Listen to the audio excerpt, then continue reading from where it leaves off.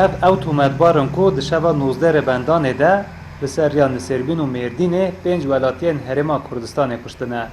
Piştî 4 roj binçavkirin û lêpirsîna wan ew di nava bergiriyên berfireh de bû dadgehê hatin rêkirin.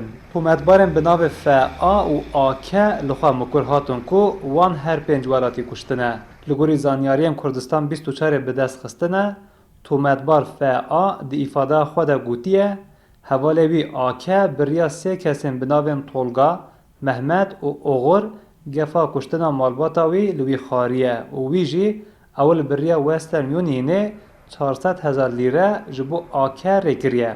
Li gorî zanyariyan, FA di îfadeya xwe de gotiye ku ew bi kuştina malbata wî hatiye tehdîtkirin û ji wan re hatiye gotin ku divê ew malbatekê Iraqî bişelînin û herî kêm 2 Iraqiyan bikujin û wan jî ji ber vê yekê ev bûyer pêkanîne.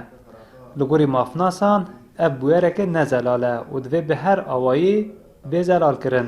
Ne bûyereka asayiye bûyereka gelek awart heye. Yani bûyerê halo belkî bi vî awayî weke bêjin insanên sivîl werin, insanên medînî werin kuştin, heta niha 20 sala de ez parêzîrê dikim nebîsiye vî miqamî pir balekê şer. Bi wê jî lazim bi her alî lêkolneke berfira were kirin. Her ihtimal were berçava. Ji ber ku tiştên ku niha li pirsên de xuya dikin ne meseleke em bêjin ji bo pere hatî kirin an ji bo mal û milkên wan insanên hatî kuştin bisînin û li xuya nake.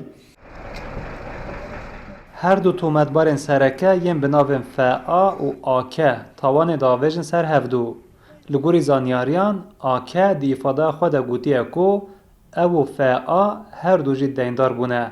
Ji aliyê din ve tometbarê bi navê FA di îfadeya xwe de dibêje wî ew malbat nas nedikir lê li dihokê di sîteya wan de bi şev nûbedarî kiribû. Her wiha gotiye wan ewil xwestine ku êrişî otomobîleke din a Iraqî bikin. Lê negihiştine wê.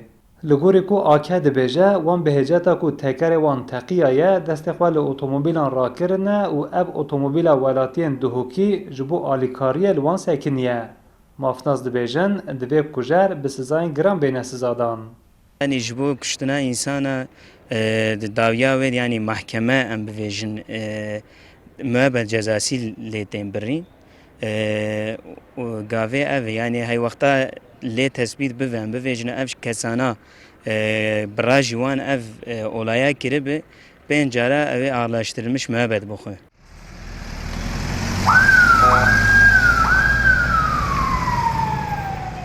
Li gorî zanyariyan, tometbara jin a bi navê Çebe jî di îfadeya xwe de dibêje AK destgirtî wê bûye û piştî bûyerê bi demanceyekê çûye Nikwe û wê jî demanca veşartiye û dubra radestê cendermayan kiriye û ew jî hatiye binçavkirin. Tometbarê bi navê Meye jî dibêje haya wî ji vê bûyerê nîne û wî ji beriya bûyerê otomobîl daye AK kirê.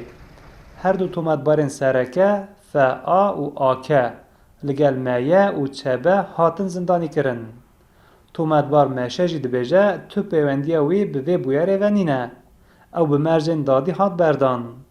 Proseya lêpirsîna bûyerê û dadgehkirina tometbaran dê berdewam bike. Hesen Kaku, Kurdistan 24, Mêrdîn.